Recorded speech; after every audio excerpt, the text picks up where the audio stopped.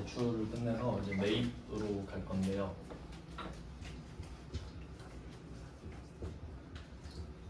우리가 일반 과세자인데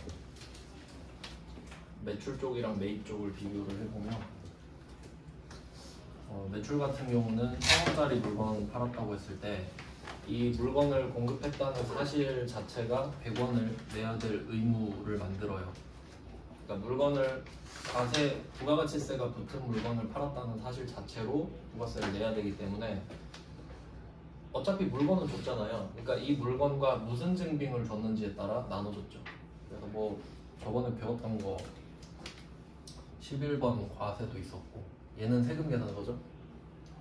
17번은 카과, 얘는 카드 종표, 22번이 현과, 현금 영수증.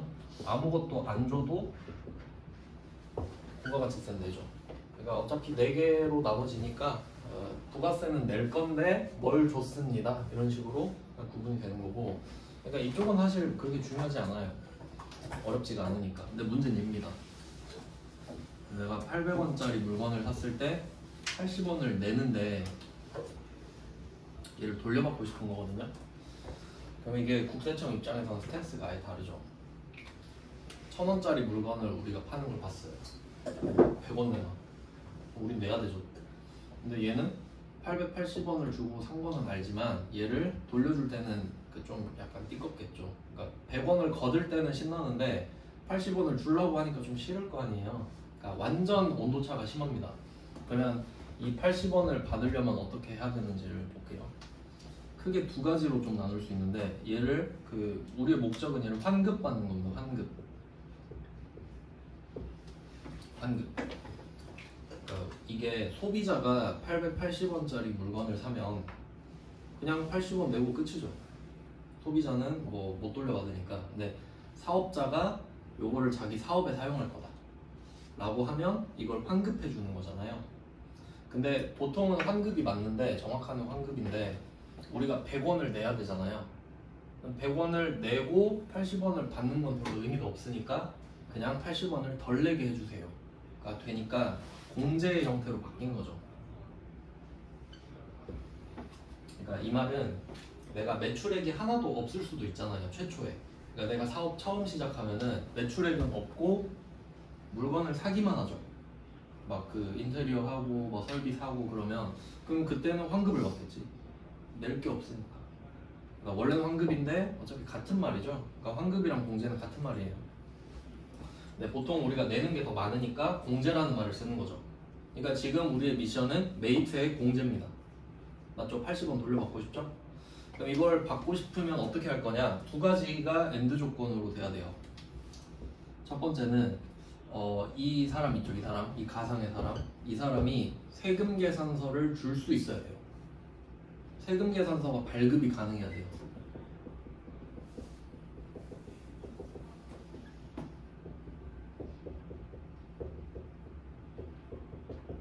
세금 계산서, 이 사람이 세금 계산서를 줄 수 있는지 없는지가 중요하거든요. 그럼 세금 계산서를 줄 수 있는 사람이 누구냐라고 하면 일단 일반 과세자. 과세 사업자 중에서도 일반 과세자 두 개로 나뉘는데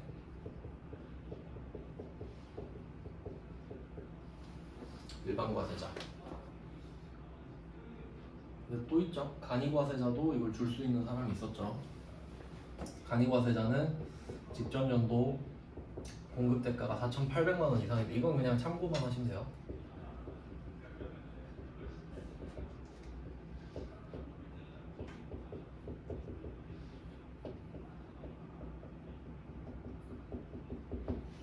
간이과세자도 급이 나눠져서 4,800만 원 이상의 간이과세자도 줄 수는 있죠. 이렇게 됩니다. 그러니까 상대방이 이래야 돼요. 그러면 여기에 해당이 안 되는 사람은 여기 한 명밖에 없거든요. 직전 연도 공급 대가가 4,800만 원 미만인 간이과세자. 그럼 그 사람한테는 뭘 받아도 이 80원 못 돌려받습니다. 네, 그 상황이에요. 그러니까 이 사람들한테 받아야 된다는 거죠. 그래서 실제로 개인 사업자 같은 경우는 개인 카드로 결제한 것들 있잖아요. 그럼 홈택스에 다 뜨거든요. 누구한테 샀는지. 그 만약에 내가 커피 사 먹은 거 있죠. 그 막 작은 가게도 있잖아, 커피 가게. 그 사람들은 옆에 간이과세자 써 있어서 세액공제가 아예 안 되게 돼 있어요. 그러니까 그냥 전산으로 다 떠버리니까.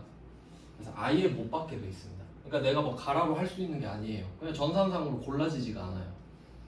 그러니까 이왕이면 저기 뭐 큰 스타벅스 가서 세액공제 받고, 근데 너무 비싸면 뭐 의미는 없겠지만 하여튼 뭐 그런 식으로 볼 수 있는 거죠. 일단 이건 안 어렵죠. 뭔가 좀 당연한 느낌이 들잖아요. 그러니까 이때 공급대가 4,800만 원 미만의 간이과세자가 억울해할 필요는 없죠. 억울할 필요는 왜냐면 그 사람도 세금을 안 내니까요.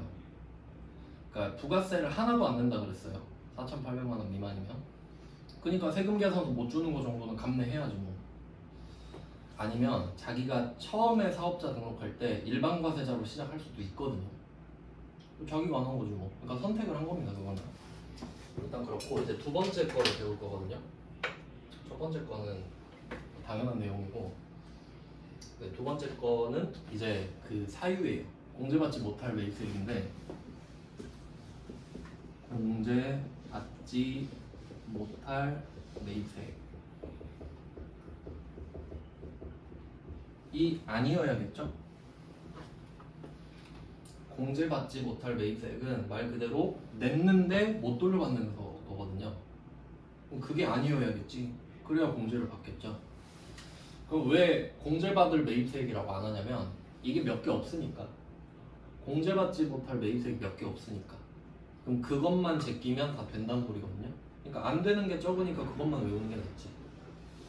그래서 이 두 개가 AND 조건으로 충족이 돼야 돼요. 반드시. 이게 충족이 돼야만 80원을 환급 공제해주겠다는 거예요. 그러니까 국세청 입장에선 이게 유리하지. 너 물건 팔았네? 부가세 100원 갖고 오고 80원 받고 싶으면 자 얘한테 받아와라. 그리고 공제받지 못할 매입세액 아니어야 돼? 그래야 이제 남는 게 있을 거 아니에요. 다 걷고 다 돌려주면 뭐가 남아? 중간에 조금씩 빼먹는 게 있겠죠? 그럼 이제 이걸 배울 겁니다. 공제받지 못할 매입세액.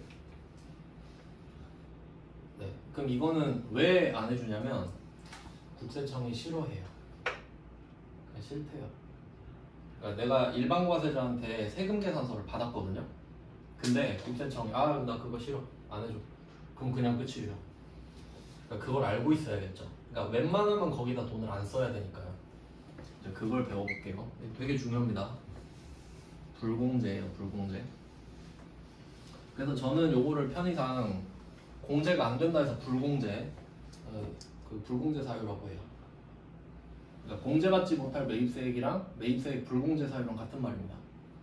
책마다 조금씩 용어가 달라서 공통적인 말은 공제받지 못할 매입세액이에요. 그걸 하나씩 배워보겠습니다.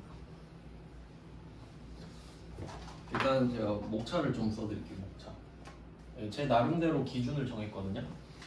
그러니까 이게 공제를 받으려면 기본적으로 사업과 관련이 있어야 돼요. 왜냐면 사업자의 특권이니까. 소비자는 안 해주잖아요. 사업자는 사업을 할 때 썼으니까 돌려주는 건데, 그래서 두 개로 나눌 겁니다. 첫 번째는 과세 사업과 관련이 있는 거, 있는 부류. 과세 사업과 관련이 있는데도 공제를 안 해준다는 거예요. 네, 그런 게 있는데 그건 접대입니다. 접대.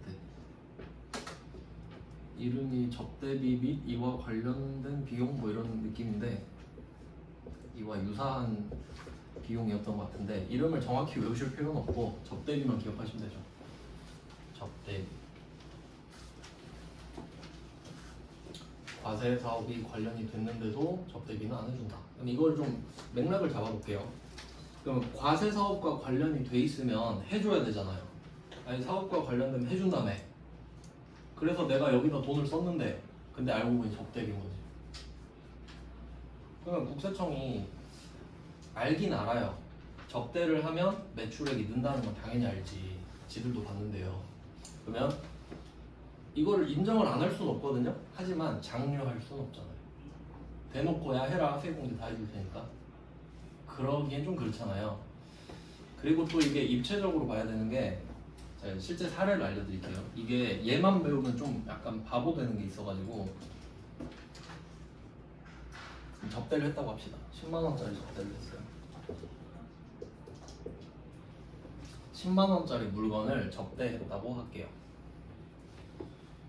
얼마 전에 친구가 그 지인 생일이라고 펜을 사준다는데 제가 펜 관심이 많아서 물어봤거든요. 뭐 사주냐? 몽블랑 펜을 사준대.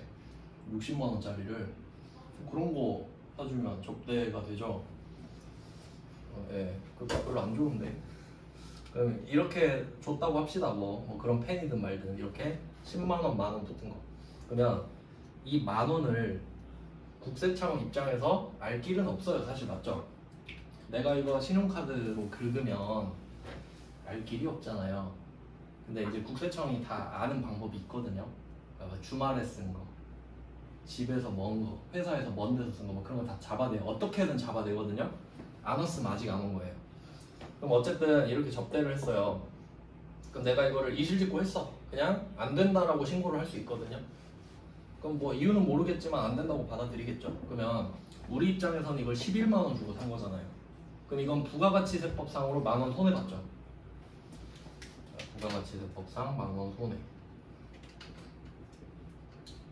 우리 만 원을 손해보고 그냥 접대한 셈 친 거예요. 이렇게. 근데 이게 지금 우리가 법인세니까 법인세로 넘어가잖아요. 그럼 내가 만약에 번 돈이 막 1억이 있어요. 1억 벌었어요. 그럼 이제 쓴 돈도 있을 거 아니에요. 번 돈에서 쓴 돈을 빼고 남은 거에 세금 매길 거 아니에요. 내가 1억이 매출액이라고 1억의 세금을 때리진 않을 거 아니야. 그러면 여기서 쓴 돈 있죠. 그럼 얼마를 썼냐 이거지. 만약에 이게 접대가 아니라 그 직원들 밥 사준 걸 수도 있죠. 그러면 이 만 원은 돌려받겠죠. 대신 10만 원이 비용 처리가 되는 거죠. 맞죠? 만 원은 돌려받았으니까 내가 쓴 돈은 10만 원이잖아요. 근데 이게 접대죠. 그럼 10만 원 못 돌려받죠. 그럼 부가세로 만 원 손해봤죠? 그럼 비용 처리 얼마 되겠어요? 11만 원이 되지.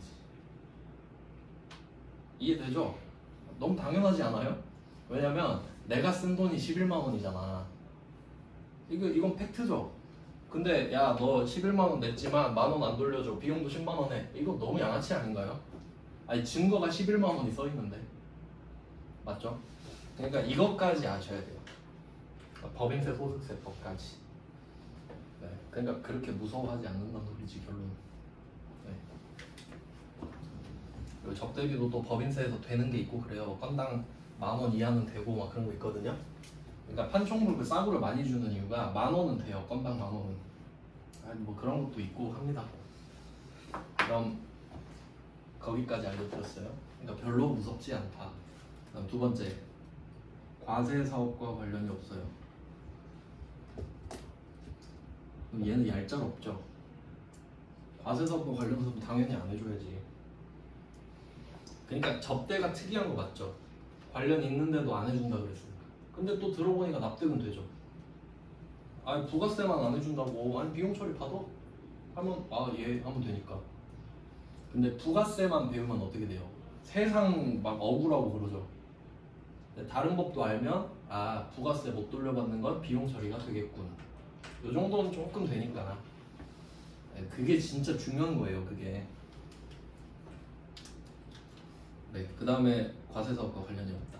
첫 번째, 면세 사업 관련이에요. 과세 사업이잖아요. 그럼 면세 사업은 과세 사업과 관련이 없죠. 그러니까 안 해줘. 첫 번째, 면세 사업 관련. 근데 요거는 형식적으로 넣어놨고요. 우린 과세 사업자잖아요. 근데 이게 해당될 리는 없는데 그냥 법에 나와 있으니까. 근데 얘는 우리가 해당이 될 일이 없잖아요. 근데 얘한테서 파생되는 게 있기 때문에 그래요. 얘랑 조금 비슷한 맥락이 토지의 자본적 지출이라는 게 있어요.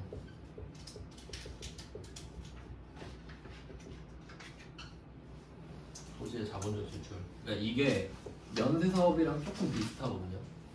영향을 받아요. 그리고 이거 엄청 중요합니다.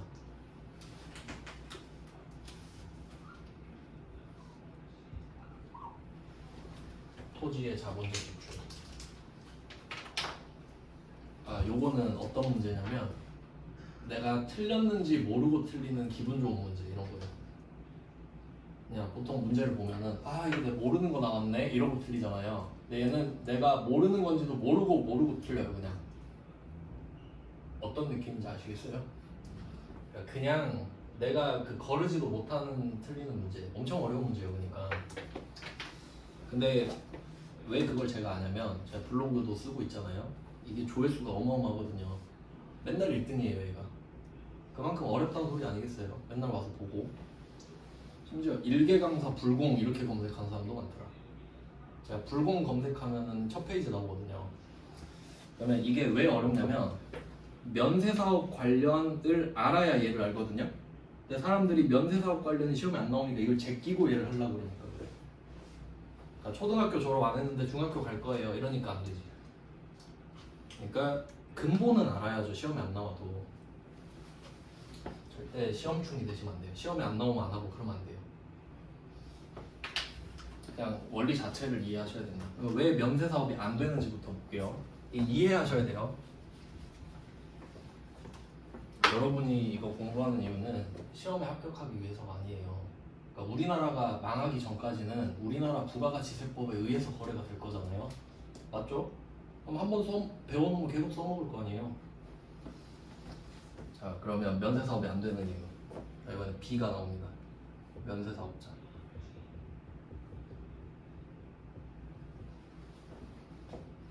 자, 얘는 물건을 1,000원에 팔아요. 부가가치세는 안 걷고 안 내죠. 부가가치세를 낼 의무를 면제받았으니까 얘는 의무가 없죠. 나는 저런 거 안 낸다. 그러니까 이게 무슨 의미인지 아셔야 되냐면 영세도 부가가치세가 없죠.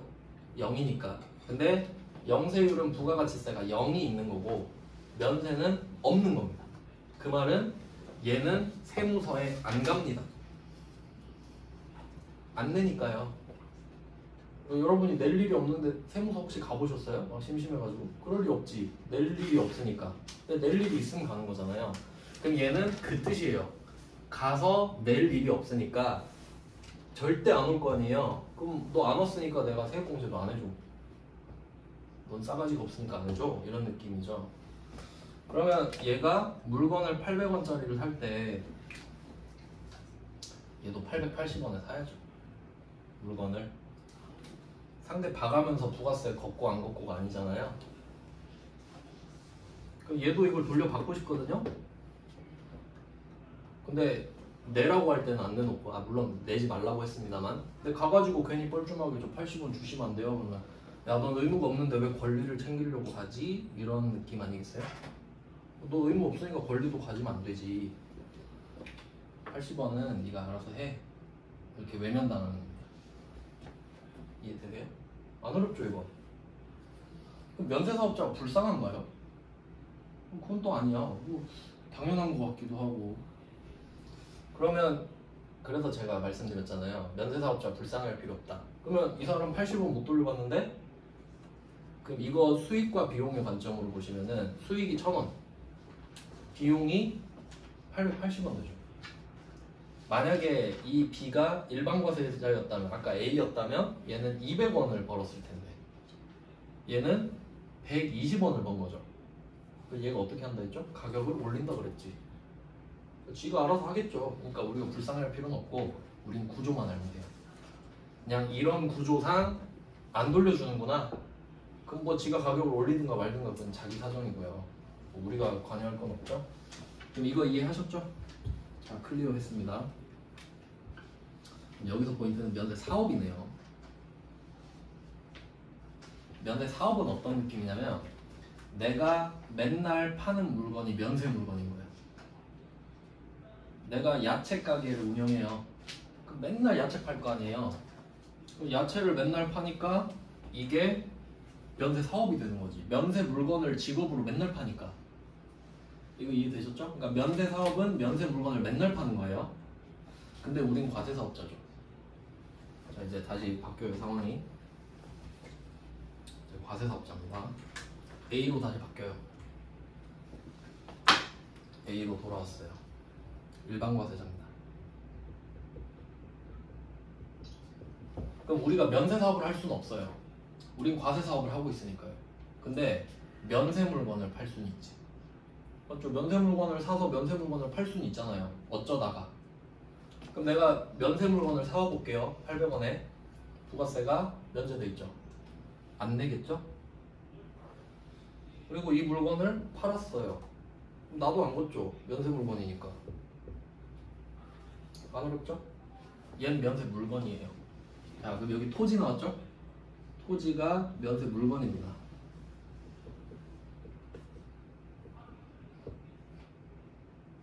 어떻게 이어지는지 아시겠어요?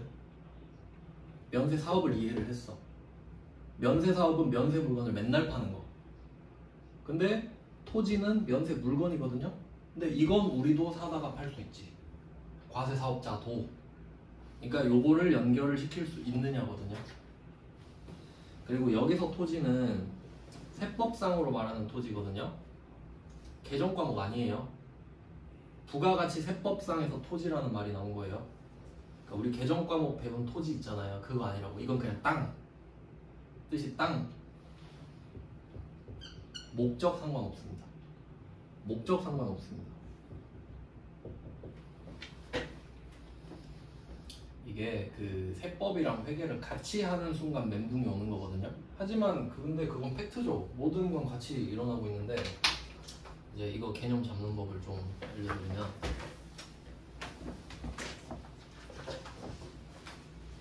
자, 물건을 사잖아요. 물건을 사요. 매입으로 보면은 물건을 삽니다. 그러면 물건을 살 때 돈을 쓸 거잖아요. 여러분이 돈을 써요. 그러면 세법도 신경을 써야 되고 회계도 신경을 써야 된단 말이죠. 그러면 누구를 먼저 신경 쓸까부터 생각해 볼게요. 어차피 둘 다 해야 돼. 근데 뭐부터 할 거냐고. 그럼 여러분이 물건을 살 때 가장 중요한 건 가격이죠. 그러니까 부가가치세법 1등이에요. 과세면 부가세가 붙으니까 비싸고 면세는 쌀 거 아니에요. 첫 번째가 과세냐 면세냐예요.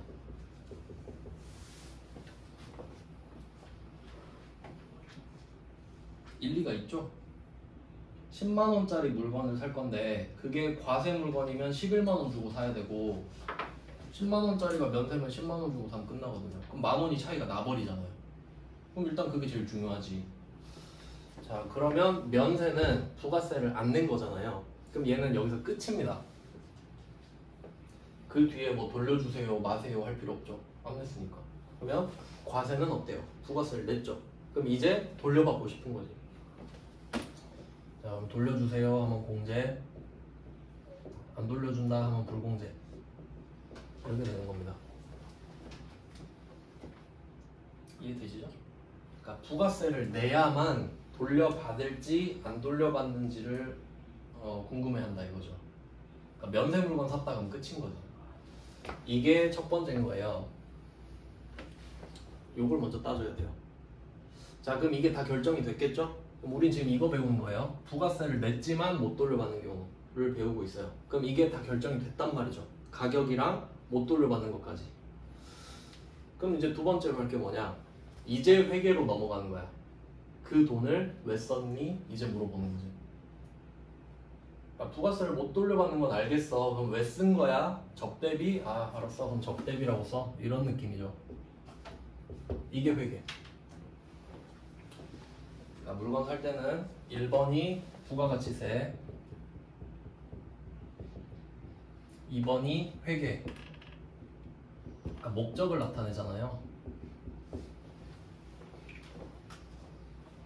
요게 기본적으로 탑재가 되셔야 됩니다. 진짜 중요한 겁니다. 얘는.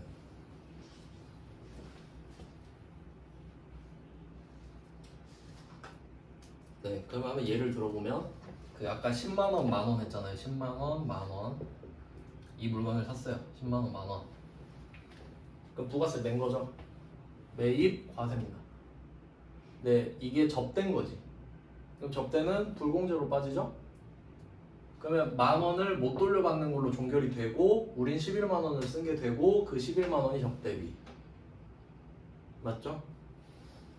근데 만약에 이 11만 원이 우리 직원 회식한 거야. 우리 직원 회식. 그러면 부가세 냈지만 이제 돌려받아요. 돌려받죠? 그럼 돌려받는 걸로 종결. 그럼 나중에 10,000원은 받으면 되니까 이 회식비는 10만 원인 거지.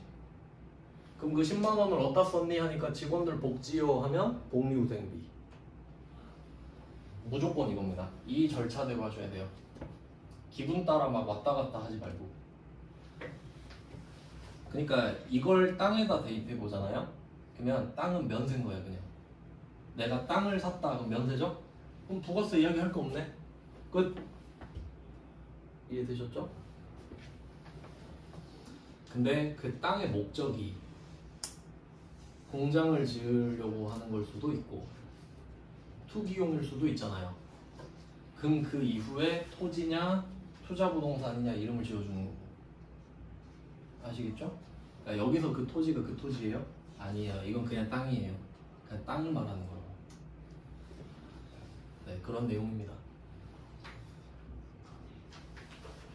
그러면 이제 땅을 사서 땅을 팔아봅니다. 그럼 이것까지는 아무 문제 없죠? 800원에 사서 1,000원에 팔면 끝. 면세로 사서 면세로 파니까.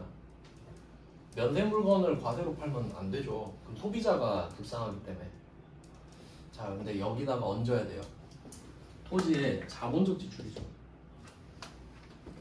자본적 지출. 이거 우리 배웠는데 이 말. 자본적 지출은 자산을 증가시키는 결과를 내죠.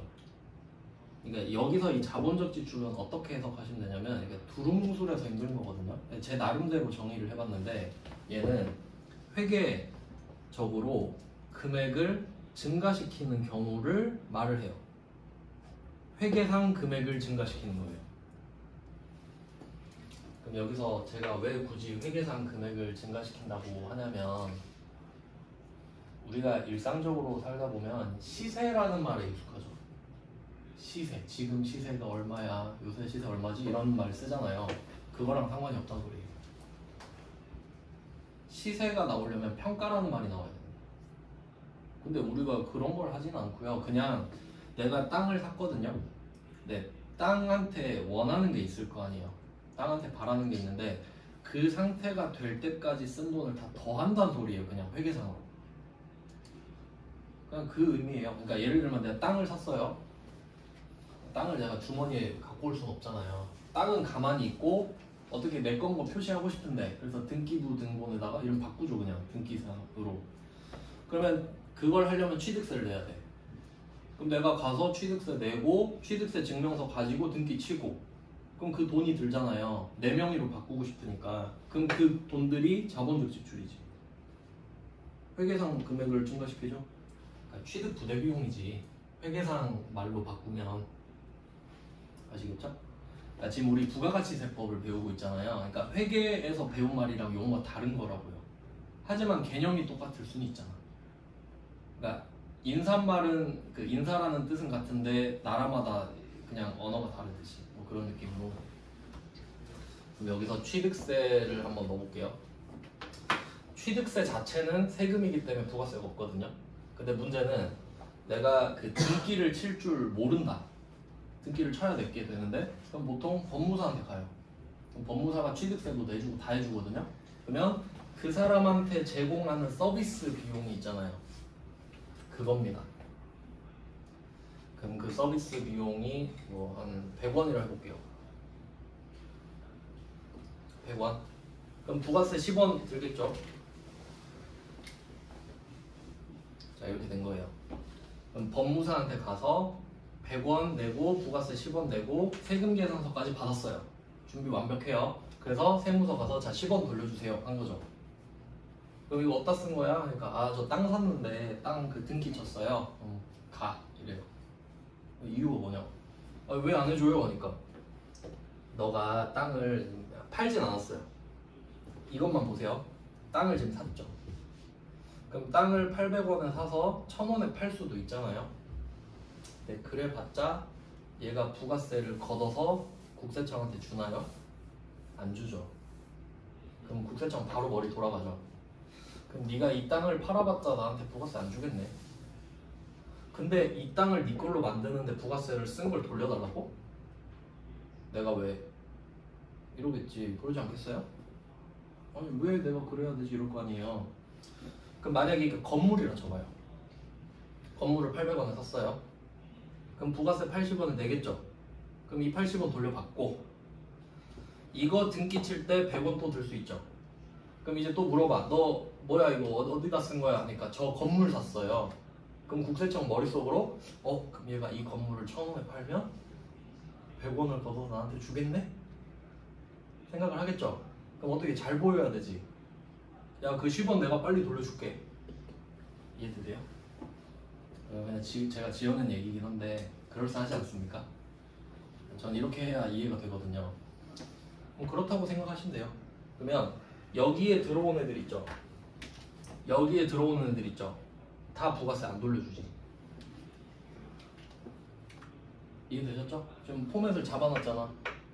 그러니까 땅은 네가 백날 팔아봤자 부가세 나한테 안 줄 거 아니냐 이 생각을 이미 하고 있죠.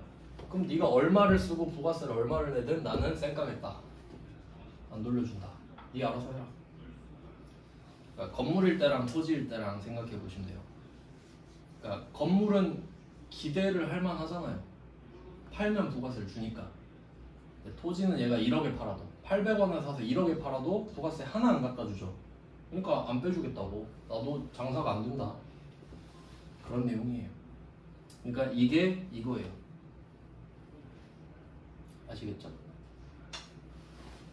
그러니까 면세 사업은 800원, 80원에서 80원을 안 빼주는 거였고요. 뭘 사도 안 되는 거였고, 지금은 토지 이렇게 흐름이 있는 상태에서 그 밑에 추가되는 거, 부가세 내는 거 다 안 되죠. 그러니까 일단 이렇게 왁구를 잡고 이 안에 어떤 상황들이 들어가는지를 하나씩 봐야 돼요. 자료 뽑아놨는데 문제를 봐야 돼서 나눠드렸어야 됐네. 자료 없으신 분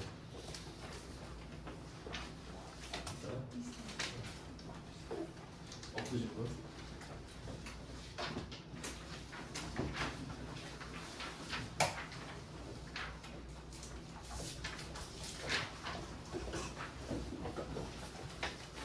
네, 불공을 처음에 넣어놨습니다. 유형이 54번 불공인 건데 지금 제가 설명드리는 거는 불공제입니다. 요거 구분 잘 하셔야 되거든요. 그러니까 제가 지금 설명드리는 이 상황들 있잖아요. 이 상황은 매입세 불공제예요. 맞죠? 그리고 지금 그 매입의 첫 번째 나오는 54번 불공은 유형이에요. 맞죠? 그러니까 일단 전제를 깔고 가야 되는 거는 불공제랑 불공이랑 달라요. 이거부터 깔고 가야 됩니다. 보통 회계일교 공부할 때 제일 많이 틀리는 게 이거거든요. 뭐 불공제가 불공 아니야? 아니죠. 그럼 이름이 똑같겠죠.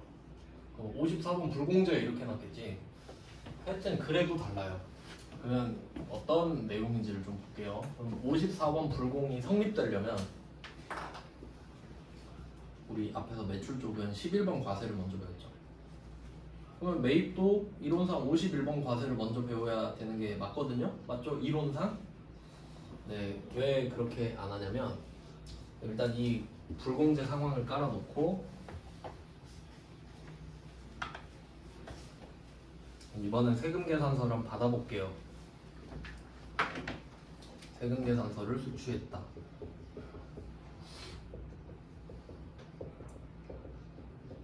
자, 세금계산서를 받았다는 소리는 당연히 상대방이 세금계산서를 발급할 수 있다는 소리죠. 네, 못하는데 주진 않았겠지. 그러니까 얘는 제일 안전한 증빙이에요. 받았다는 것 자체로 보증이 되니까. 자, 근데 세금계산서를 받았는데 아까 접대 말씀드렸죠. 세금계산서는 받았는데 국세청이 싫어합니다. 그럼 공제 받나요? 결과적으로 못 받죠. 이유는 공제받지 못할 매입수익이니까. 그러니까 두 개로 나눠진다 이거지. 공제받지 못할 매입세액이냐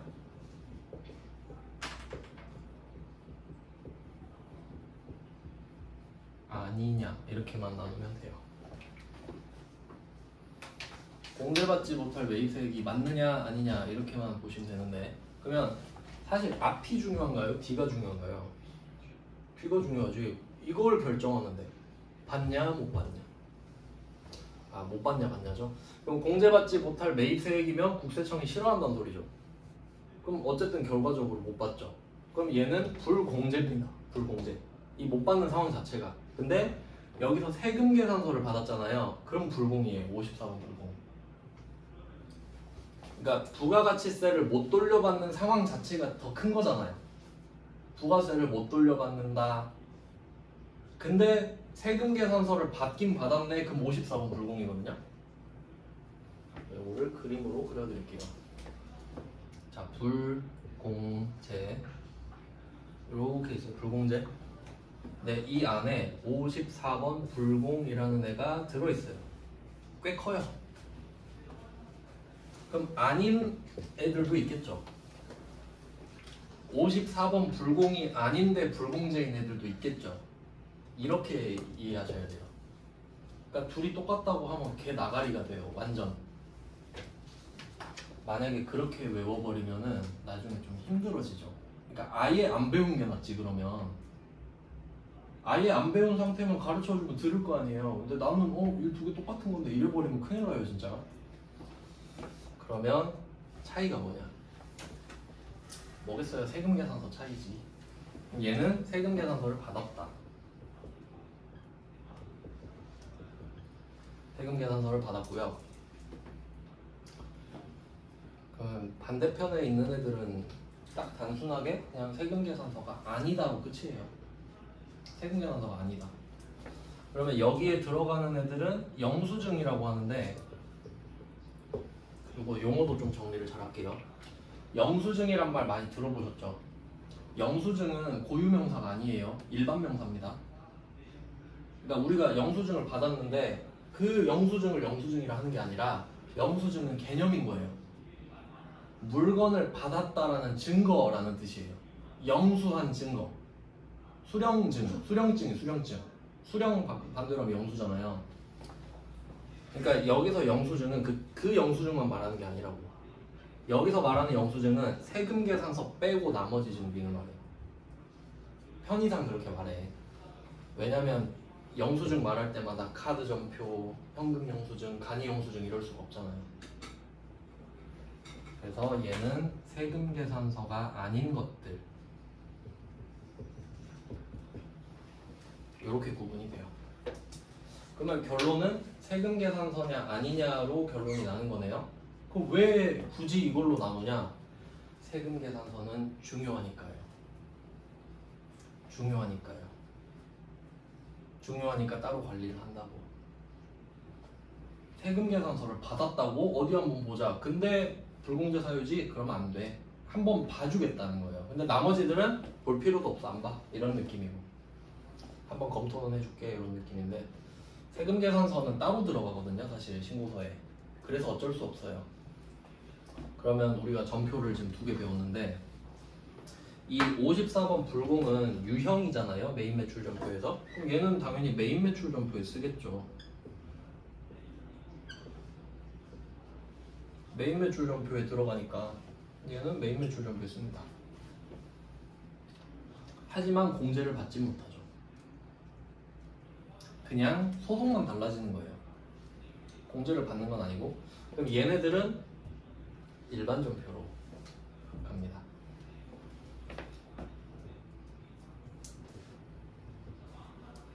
소속이 다르다는 거죠.